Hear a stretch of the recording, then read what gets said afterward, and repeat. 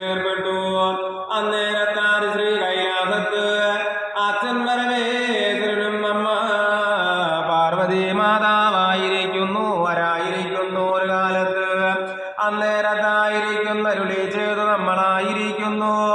ഒട്ടനവധി നിരവധി കാലങ്ങളൊക്കെയായി കാനന ഭംഗിയൊന്ന് ആസ്വദിക്കുവാനായി വഴി പോയിട്ട് ആയതിനെ കൊണ്ടമ്മ പരമേശ്വരി മാതാവും അച്ഛൻ പരമേശ്വരനും അങ്ങനെ കാനനത്തിലേക്ക് അങ്ങനെ കളിച്ചും ചിരിച്ചും ഉല്ലസിച്ചും അങ്ങനെ വഴി നടക്കുമ്പോ അന്നേരത്തായിരിക്കുന്നേ